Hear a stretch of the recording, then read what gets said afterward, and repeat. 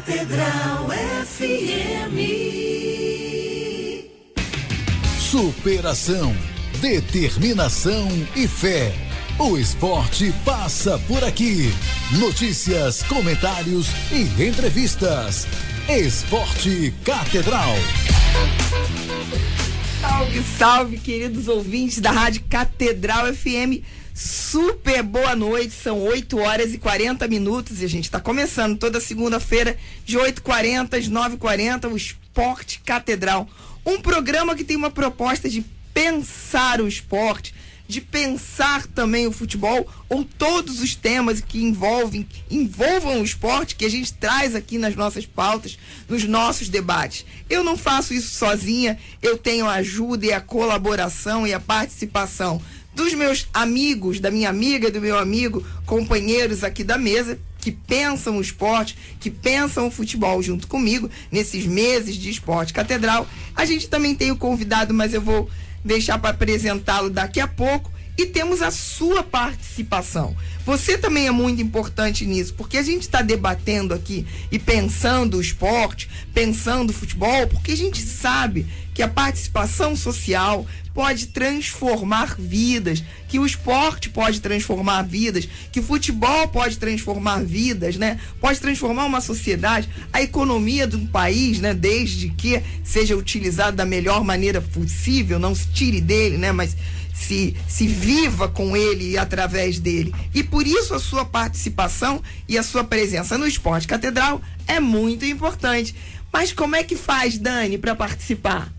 Boa noite, Vivi. Boa noite, ouvintes do Esporte Catedral. É muito simples. Você que está aí ligado no seu celular, você que está conectado no WhatsApp, é só enviar mensagem para 986852455. Anota aí. 986852455. Você é mais um debatedor aqui da mesa do Esporte Catedral. E quem participa também concorre a prêmios. Hoje nós montamos o Kit Rádio Catedral, com calendário, CD do Padre Alessandro Campos, mais CD de oração do Padre Reginaldo Manzotti. 986852455. Vivi é com você. Vamos lá, vamos ver se eu vou dar conta, né, de apresentar esse programa, de mediar esse programa, assim, aqui com um convidado que, queridos ouvintes, eu tenho que contar para vocês, né? Por causa desse convidado aqui da mesa, eu quase morri no Maracanã. Eu quase apaguei no Maracanã. Não foi só por causa dele, não. Teve a participação de São Judas Tadeu, que entrou em campo. Teve a participação do Santo Antônio, que estava no bolso do Zagallo. Teve a brilhante participação dele. Eu vi pontinhos pretos quando ele fez o gol. E, de repente, 60 mil pessoas naquele 27 de maio de 2001 me acordaram e me despertaram. Eu voltei à vida e à tona em segundos por conta de um gol. E isso, assim, é incrível de estar aqui agora com esse convidado para pensar e discutir e debater as questões do esporte e do futebol. Queria que ele se apresentasse. Muito boa noite. Boa noite, Vivi. Tudo bem? Prazer estar com vocês. Primeira vez, né? Na Rádio Catedral. Mas espero na última, né? Eu também. Quem é? Quem é esse homem aqui? Por favor, se apresente, se defina. Eu me defino? Sim. Sou eu, né? E minhas circunstâncias. Que coisa linda.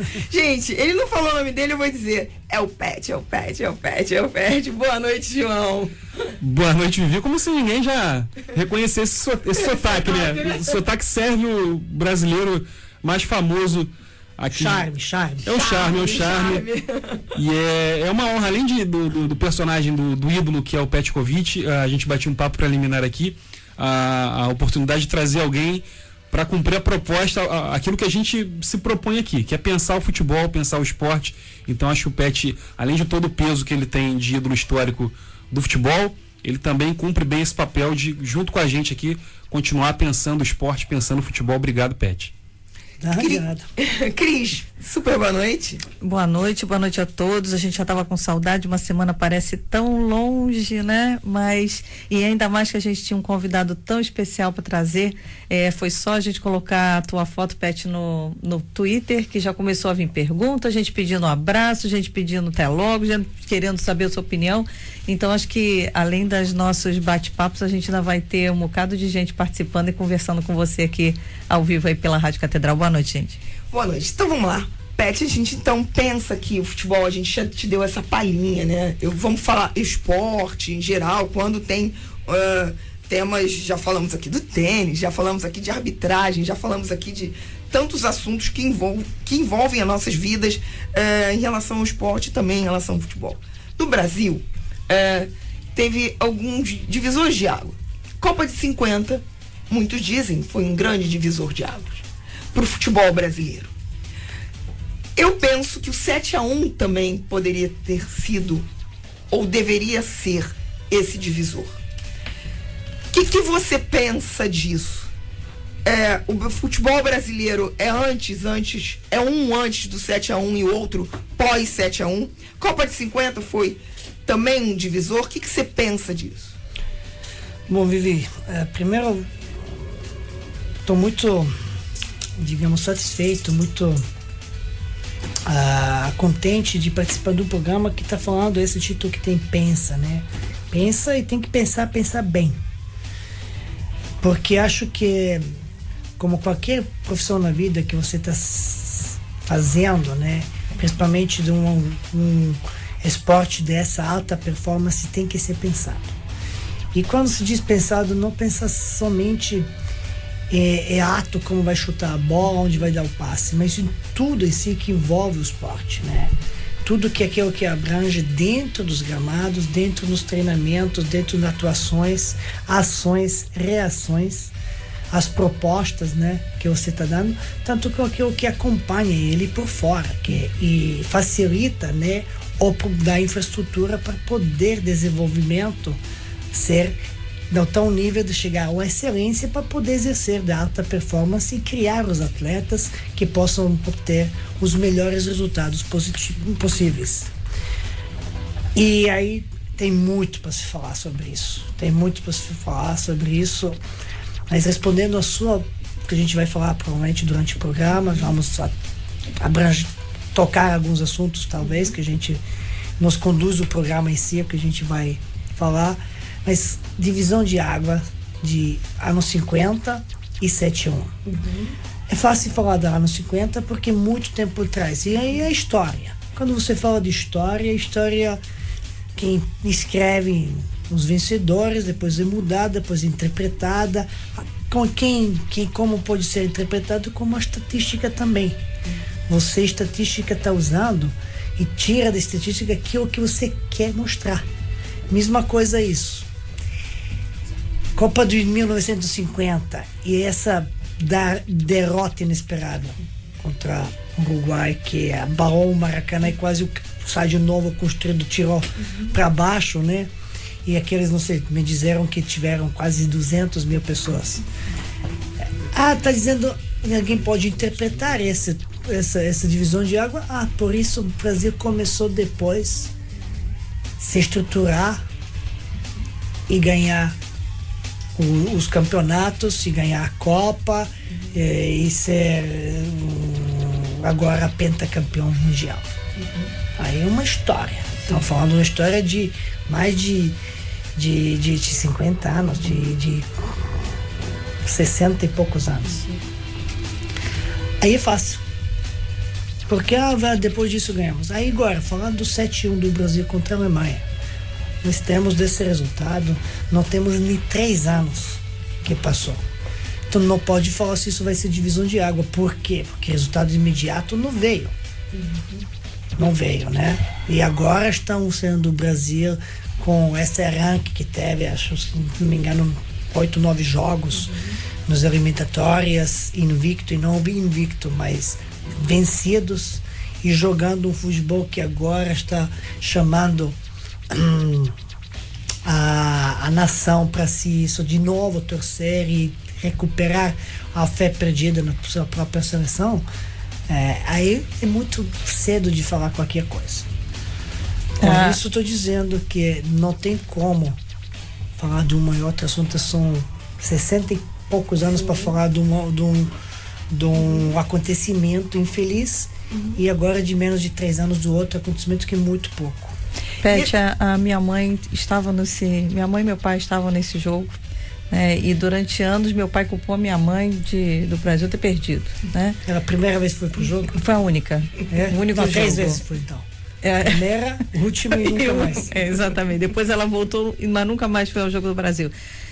Mas ela demorou muito tempo, e a gente sentia que o pessoal demorou muito tempo para se recuperar, e tem uma cultura para que a pessoa não se recuperasse, toda hora falando. Você acha que a gente vai demorar esse mesmo tempo para se recuperar do 7-1? Ou em cima de toda a velocidade que está acontecendo, essa velocidade vai vir junto? Os golpes emocionais se recuperam só com o tempo. E coisa individual. Alguém se recupera dia seguinte, outro fica triste, fica abatido, e uma apatia e monotonia, e não consegue se levantar anos e anos, né? Agora, aqueles que são realmente, que têm sangue quente, que são guerreiros, que entendem disso, que existem 2 resultados, principalmente numa final: é uma derrota e uma vitória. Então, quando você está 50% ou para uma vitória ou para 50% para uma derrota. Independente, claro, poderíamos ir, lamentamos e tudo, mas tem que se recuperar. Senão, gente na vida tem, aliás, se nós anotássemos, né, frustrações, quantos temos na vida, acho que sempre temos mais frustrações do que êxitos. Mas por quê? Porque nós humanos somos muito, cobramos de nós e do terceiro. Não, tem que ser melhor, tem que ser isso, vamos competir. É que eu sou partidário de competir só consigo mesmo. Eu quero ser melhor do que eu fui ontem, e quero ser melhor amanhã do que sou hoje. E o resto de competições já não me interessa mais. Mas, logicamente, nesse nível de pensamento, agora com 40 e poucos anos, né, é fácil de dizer. Quando eu tinha 20 e pouco, eu pensava diferente. Mas aprendi. Tem que passar de amadurecimento e aprendizagem para você chegar em alguns níveis, né? Essa mudança que, então, a gente já está vendo na seleção brasileira, por exemplo, e aí é o pós 7-1, se deve a quê? Porque qual é a minha cobrança em relação ao futebol? Mas não é após o 7-1. Porque após o 7-1 aconteceu 2 anos e meio. Nós temos uma mudança em 6 meses, 8 meses. Por que a mudança aconteceu em 6 meses? Por que no futebol as coisas não evoluíram? Por que as pessoas não usaram novas fórmulas, novos talentos, usaram a tecnologia? Porque, assim, o meu olhar é que estamos bem defasados. O seu é assim? Defasados em qual sentido? No sentido de não usar a tecnologia, de ter estruturas das federações, das instituições, daqueles que mandam no futebol de uma maneira oligárquica, de uma maneira ultrapassada. Você consegue ver isso, ou é um olhar de Vivi? Quando se trata da seleção brasileira, acho que dessa coisa não podemos falar. Primeiro, não conhecemos dia a dia, mas o que eu tenho informações não diretas, porque não faço parte da organização do CBF, mas o CBF não está deixando de desejar nenhuma coisa em infraestrutura do resto de qualquer federação do mundo. Então, respeito a disso, não podemos dizer nada. Agora, o que nós temos, outras coisas que envolvem, que são características e perfis de profissionais, como que a gente usa cada uma coisa, se a gente evoluiu no futebol, entendeu a filosofia de futebol, ou ficou na cultura aquilo que somos os melhores e temos que ganhar e vamos e com sangue e doar e não sei o que, e morrer no campo e não sei o que. Então, essas coisas têm que ser mudadas um pouco. E acho que teve essa mudança um pouco agora. Acho que o que acontece agora? A gente vai dizer, mudou, tá certo. Mas basta perder 3 jogos que todo mundo vai dizer de novo, claro, não era isso. Mas nós temos que de ver não pelo resultado, não pelo que está acontecendo no campo. Porque o resultado, a gente ganhou 9 jogos seguidos. Se são 9 ou 8, já tinha falado que não tenho certeza. Mas viu que nesses 9 jogos mereceu ganhar 8 ou 7. 80% desses jogos mereceu ganhar. Outros ganhou talvez pela qualidade individual ou pela falha do adversário. Mas você viu evolução no campo de que você já tem a maioria dos jogos, os 70, 80% supremacia. E isso o Brasil tem que ter. Por quê? Porque tem talentos extraordinários. Então, claro que nesse caso, se você não pode usar, mudança se deve de que um técnico assumiu que está usando todos esses possíveis ferramentas que tem tecnológicas e além de tecnológicas usando filosofia de futebol que ele aprendeu. E eu tinha falado isso quando ele assumiu, a primeira coisa que eu tinha falado, finalmente, que eu nunca trabalhei com Tite, mas falei, finalmente, o melhor técnico da atualidade brasileiro assumiu a seleção. Mereceu isso. Era o melhor técnico brasileiro. Se você parte da premissa de que o Brasil, pela cultura, não vai trazer um técnico estrangeiro, então, finalmente, o melhor técnico da atualidade, e isso eu digo em 20 anos que eu conheço no Brasil, onde eu moro. Então, e teve essa mudança bem positiva, e logicamente que vai ter o jogo que vai perder, por essa sequência, essa continuidade de vitórias, acaba um dia. São 9, beleza. Que sejam, tomara que sejam 100, não vão ser. Porque no final, existe um livro que é número dos jogos, que afinal você vê aí uma história, né, uma análise, que é a que falamos da estatística. E agora, e da época 20 anos atrás, e 40 anos atrás, e 50 anos, quando começou o futebol mundial a se desenvolver isso, e já competia a Copa do Mundo há 60 anos atrás, os números são bem aproximados. Então vai mudar. João. Eu acho que o Pet tocou num ponto, além de ser o melhor técnico, um consenso de que o Tite é o melhor técnico brasileiro, acho que é uma coisa que a imprensa, a torcida, clube, jogadores, da maneira como a gente vê eles abraçando talvez a causa do Tite. Teve um gap na seleção que a gente trouxe um técnico, o Dunga, a volta do Dunga, mas é um técnico que não passou pela pressão do clube, pela uma dificuldade, um histórico inteiro antes de chegar à seleção, né? A gente viu o Filipão antes, uma trajetória já consolidada, o Tite também nessa condição, com histórico já nos clubes, e antes dele o Dunga tinha assumido já a seleção pela primeira vez e dessa vez de novo praticamente uma passagem no Inter, quer dizer, ele não tinha um lastro como treinador. Acabou dessa segunda vez, os resultados não aconteceram, da outra vez a gente teve até a Copa do Mundo, ele foi, vamos dizer, bem em termos de resultados, foi eliminado nas quartas de final para a Holanda, mas acho que dessa vez o Tite, até nisso, ele deu uma certa sorte, porque ele entrou num momento que ele tinha um consenso, todo mundo achando que era o Tite, e um momento muito mal do Dunga. E muita coisa aconteceu, né, Pet? O Gabriel Jesus crescendo naquele momento, o Neymar vivia um momento ali de altos e baixos, talvez ele também se consolida até na temporada que ele tem feito no Barcelona. A gente tem a focar no Tite, mas eu acho que muita coisa em volta aconteceu para que ajudasse o trabalho do Tite, que é reconhecidamente bom, a acontecer também na seleção. Claro que tem que acontecer outras coisas, que são um sucesso, né? É um resultado positivo, a junção das muitas outras coisas que envolvem um trabalho. Agora, o mérito principal é o Tite. Se não fosse o Neymar, o Gabriel Jesus que você está citando, ou o Paulinho agora, que fez o que pediu jogo, canção no Faustão, né? Seria um outro. Alguém tem que ser.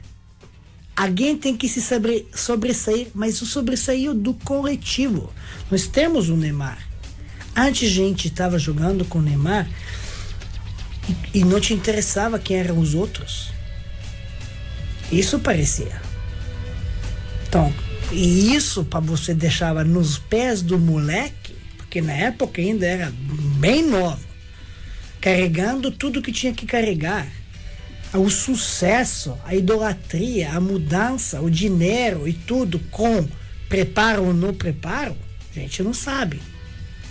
Lidar com tudo isso e ainda exigido, e aí não é isso, é aquilo, e ainda sendo criticado com seus 20, 21 anos para ser o líder de uma seleção, e não te interessava quem são os demais? Pera, o Messi não era na época dele. O Pelé não era isso, não foi exigido isso. Tinha do lado seu quantos outros craques. Todos vocês podem já falar do time da época do Pelé e de citar quantos craques daquela época. E nós estávamos falando, nós só temos o Neymar. Olha o nível que o Brasil, que é uma terra onde brotam tantos talentos, só que não são aproveitados. Por quê? Porque não são regados, não são treinados, não se ensina a pensar o futebol. Não se ensina a filosofia, que ela pensa. A primeira coisa, quando assumo um clube, quando falo com meus atletas, primeira coisa, além daquelas introduções de se apresentar, de falar, de aprender os nomes, de quando eu começo o trabalho, a primeira coisa que começo a falar com eles, bato na tecla de incentivar o pensamento, provocar o pensamento disso. Eu não quero atleta que não pensa. Então, a primeira coisa que falo, vocês têm que ter clareza de 3 coisas que são vinculadas, amarradas. São o que, como e porquê. Ele tem que saber o que vamos fazer, o que tem que fazer, como tem que fazer e por que está fazendo isso. Se não sabe fazer isso, não adianta. Teve uma reunião que a gente estava debatendo e aí teve aí o que precisa ter, quais são a disciplina, claro, disciplina, né? Aí um jogador falou obediência. Obediência? O jogador tem que ser obediente. Eu falei, não, tem que ser, começou a discussão. Eu falei, beleza. Chamei um atleta, vem aqui. Limpa a minha chuteira. Ela falou, o que é isso, professor? Pula aqui numa perna. Eu não quero obediência. Eu quero profissionalismo. Eu quero comprometimento. Quero disciplina. Tem tantas outras caracteres profissionais, né? Disciplina de comportamento, comportamentais, né? Sim. Que você precisa ensinar eles, que sabem, só que não se lembra. Isso exige de outras coisas, né? Beth, desculpa te cortar. Não, mas você você fala muito, também Corta. fala, a gente vai ficar aqui a noite inteira. Mas você falou de técnico, né? Você falou que o Brasil é um talento de jogadores. Por que o Brasil não é um talento de técnicos? Porque não forma, igual o jogador não forma. Eu falando quando você começou a falar. Quando o João Então, não, na Europa você prepara, ensina, forma os profissionais, né? E nós estamos fazendo pouco isso. Começou o Brasil a fazer isso. Tá? Eu lembro quando eu cheguei aqui, até 10 anos atrás, sei lá, você técnico, quem termina a educação física é técnico, tem direito, tem a carteirinha no sindicato, esse de não é como nome? O sindicato dos treinadores. Era assim na época, e se não tiver isso, não tem pra quê? Você foi campeão com um técnico que era um ex-jogador. Você foi campeão com um técnico que não teve formação de técnico, como o Andrade, por exemplo. Existe um grande debate. Então, sim, mas claro, não teve, mas são circunstâncias que se juntam. Por isso, tem que formar. O Mike Love, que é o treinador da seleção alemã, onde foi técnico antes? Você sabe? Eu não. lembro dele auxiliar do Klinsmann ainda Exatamente. em 2006. Foi formado. E aí o técnico se investe nisso. Vamos lá. Zidane foi onde? Guardiola foi onde? Foi o quê? Na técnico da Barcelona B? Um time antes disso, o Zidane foi técnico da Castilha, que é o time C. E em alguns jogos só. E assumiu, e muito mal. E o campeão da Liga dos Campeões.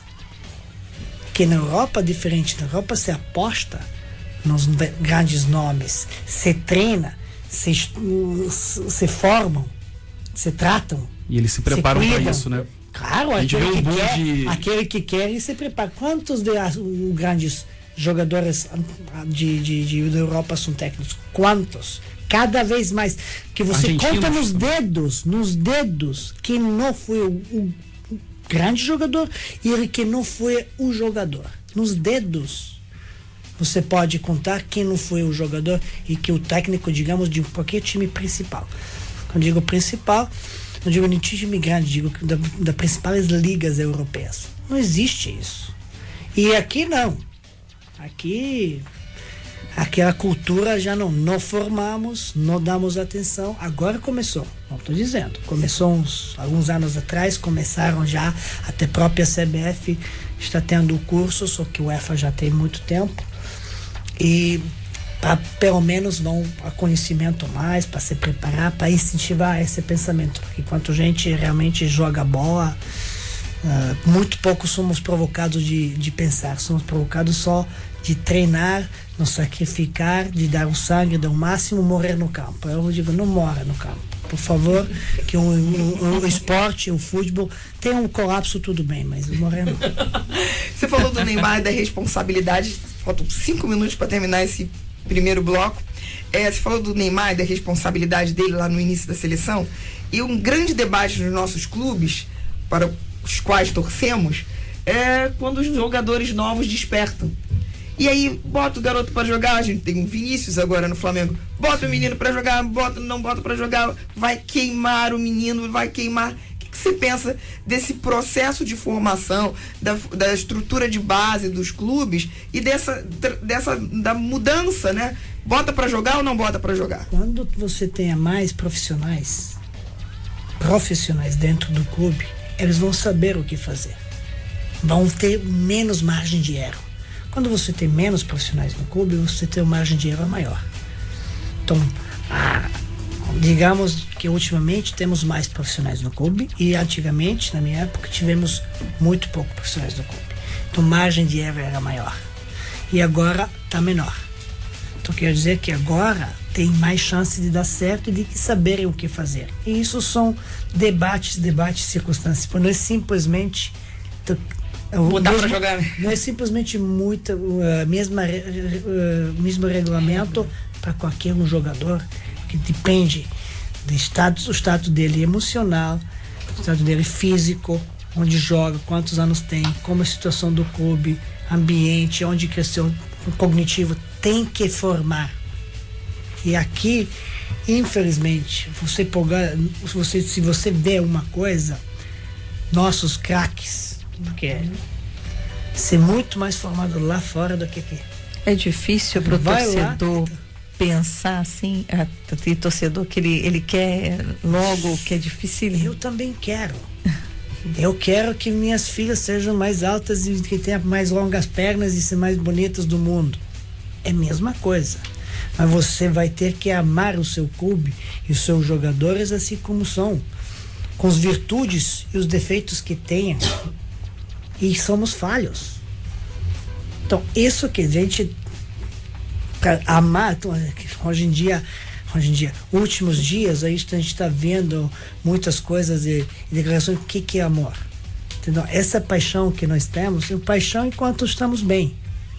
Porque temos necessidade. Eles têm necessidade que a gente ganha para que? Para alimentarmos a vaidade do torcedor, para pode se bancar nas suas amizades, no bar, região, para fazer pazes com mulher, com os amigos no bar, provocar o outro e fugir da realidade dessa cidadania aqui, que realmente tem grandes problemas fora do futebol, que são de ter uma vida digna, pelo menos viver com dignidade. Não queremos muito mais que isso. Talvez se a gente tivesse um momento social melhor, a pressão seria menor. Sempre falei, na Europa, que não estou dizendo, a culturas um pouco são diferentes, mas na Europa sempre a gente falou que o futebol é o espelho da sociedade e da situação do país. Então, porque como você quer saber como que o teu país, você olha como é o teu futebol. Tá? Então, nosso futebol não estava passando bem, o país não estava passando bem. Agora melhorou o futebol. Será que o país vai aprender um pouco com a nossa seleção? Seria muito bem, mas infelizmente não é isso. Meus queridos ouvintes da Rádio Catedral FM, do programa Esporte Catedral, estamos pensando o futebol aqui, que é um espelho da nossa sociedade. Acabou de dizer o nosso mestre Petkovic aqui no programa Esporte Catedral. Fica ligadinho, porque tem um break, tem um intervalo, mas não deixa a gente não. Tem mais um bloco para pensar o futebol, o esporte com o Pet. Esporte Catedral, pastoral do esporte, em sintonia com você.